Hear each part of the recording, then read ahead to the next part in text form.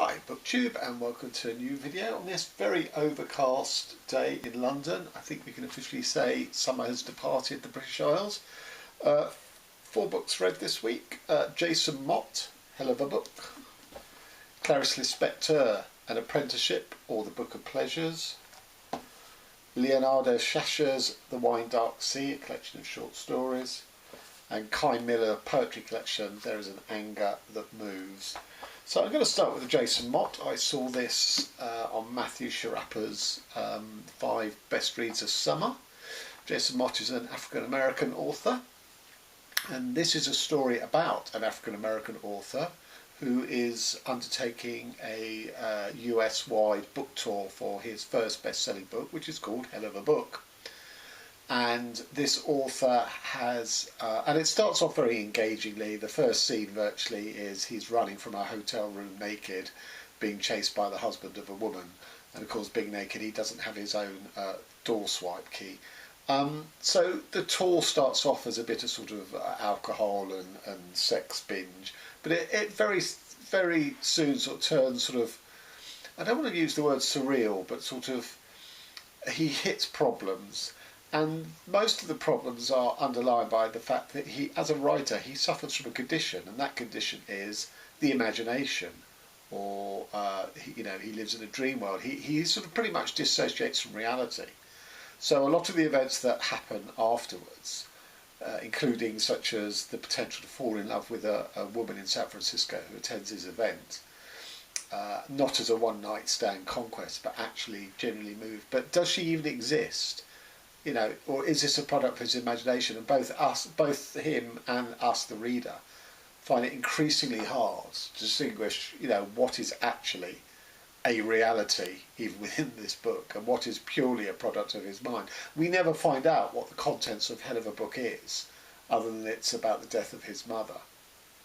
The one constant in the book is that he keeps seeing this young Afro-American boy, who no one else can see. And we get alternate chapters throughout the book, one from his point of view and one from this boy's point of view.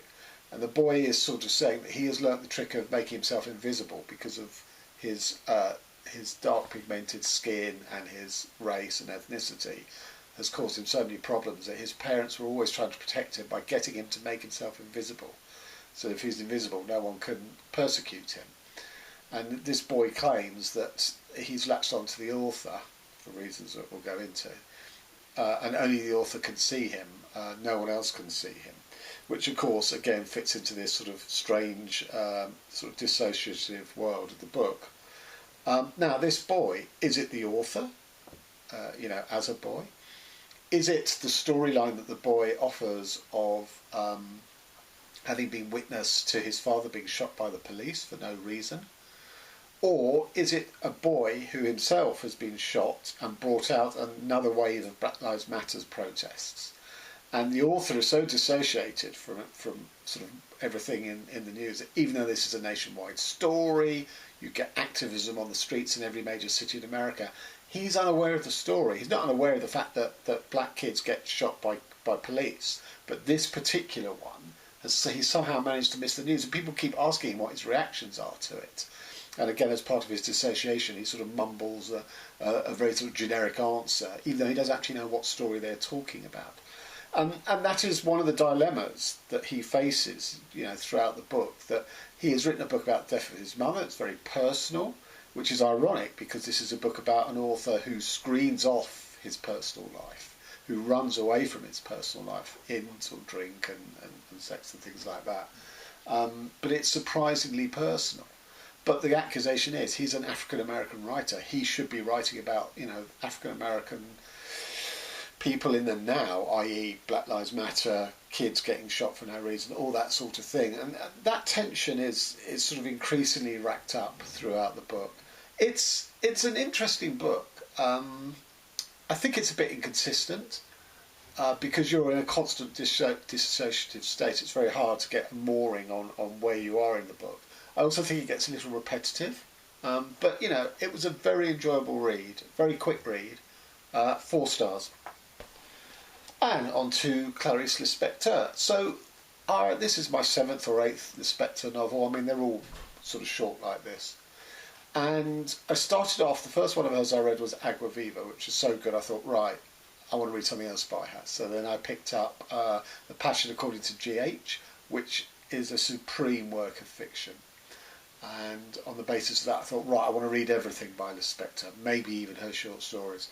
But they've been sort of slightly, the ones that followed those two have not been as good. They've still been good work, but those two are on another level.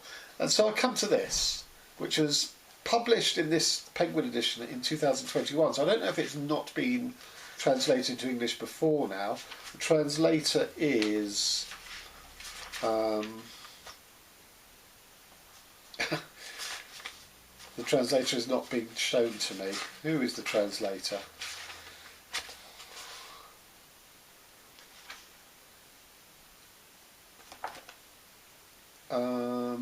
Here we are. Translated by Stefan Tobler. This is so good that it rises to the level of Agua Viva and The Passion According to G.H. But one advantage, I'd say, is that this is more accessible. I mean, it's intense and introspective and metaphysical and meditative like all of her work. But the language is easier. There's more breathing space in here than the others. So actually, if you've never read Lispector, I'd say this is a really good place to start.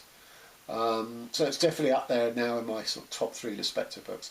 What's it about? So it's about a woman who is in a relationship with a man, though they have never consummated it physically. He is waiting for her to live life. That she's someone who's blocked herself off from life because she's fearing and avoiding suffering and pain. And he wants her to venture into the world of feeling. He wants her. He's saying that because she's avoided pain, that she's never really experienced joy, and that he is waiting for her to become a fully rounded sort of human being, and then they can consummate their relationship. He is a philosophy lecturer. She is a primary school teacher, and she tries a series of things, such as when she goes into the sea and absolutely immerses herself and becomes at one with it, which is beautifully described in here. So she's trying a lot of these things just to sort of experience full-bodiedness and discover her soul, because he's not interested in a physical relationship with her. He wants body and soul. So this is not a romantic love, this is a soul love. And by soul love, I don't mean soul mates. This goes deeper than that. This is an absolutely every sort of fibre and every sort of neuron in the brain sort of commitment to the other person. It's a really interesting treatise on the subject of love. And it's just, as I say, it's superb and much more graspable than some of her more intense stuff. So 5 stars. I did just want to say also, in Hell of a Book, there's a really funny scene here where he undergoes media training, which is just brilliant. And very quickly onto Kai Miller's There Is an Anger That Moves. So this is the 3rd collection of his that I've read. I think the oldest in terms of when they were published. It's published in 2007. I have to say I preferred his other 2 collections that came after because they were more tightly focused. But he is a very good poet. I mean, this is a solid 4 stars, but I was much more carried away and transported by the language and the imagery and the subjects of his other books. They were much more rooted in Jamaica. This seems to be slightly more diasporic, although I think he still lives in Jamaica. Maybe he lives in Britain, I don't know. But very solid, but probably not the place to start with his work. And finally, onto Leonardo Schiascia's The Wine Dark Sea, book of short stories. So I think now that I've read this, I think this year I've read everything that's available in English by Schiaschia. So this is my, let's see, there's 1 non-fiction, 5, 6, 7. I think this is my 7th or 8th book. And actually at 200 pages, pretty much the longest, because like the Specter, he doesn't write long books. So there were some wonderful stories in here. There's one called Philology, which is sort of tracing the etymological roots of the word mafia, which seems a bit obscure in terms of it's not entirely nailed as to where it is, but it's done in a really interesting context. It's a sort of a guy who's talking to another guy who has to appear before a anti-mafia commission, but they're both mafiosi, or at least mafiosi sympathisers. So he's sort of training him, teaching him about the word. It's brilliantly done. It's very sort of sleight of hand done. There's another story called Demotion, where the local Communist Party leader comes home, his wife's not there, he finds out that she's at the church, she's taking part in a women's protest about the female saint, the statue of the female saint there, which is the Pope has ordered to be removed because the Pope has said that saint never existed in real life, and the women are protesting this. And he's going crazy because he's a communist, so he's anti-religion. So he sort of manages to get into the church, and he's trying to prize her out to take her home. And the brilliant payoff is when I'm not going to tell you whether he's successful in prizing her home, but when he goes home, he opens up UNITA, which was the communist paper, and there's a report there of how all of Stalin's statues have ordered been removed from the public sphere. So obviously echoes with this saint. So that was brilliantly done. There's a very long story here, sort of about a fifth of the whole book, called The Wine Dark Sea, the title story, which is a wonderful study of a Sicilian family, mother, father, 2 kids, and a sort of nanny, I think, a young nanny, and this poor engineer who ends up in the carriage with them, and they're on a sort of, overnight journey through Italy back to Sicily. And it's just brilliantly observed, the kids and the parents sort of snapping at each other and stuff. And I really enjoyed it until I got to the end where it sort of said, and for all the sort of rough edges and stuff, this is a beautiful example of a Sicilian family. Now I know Schiaschia is very much a Sicilian propagandist because that was where he's from. He wrote about it a lot, but it just didn't need that ending. He didn't need to spell it out that aren't all these values wonderful, warts and all, because it was in there. So a pretty good collection all in all, 4 stars, and that's it. Thank you very much. Till next time.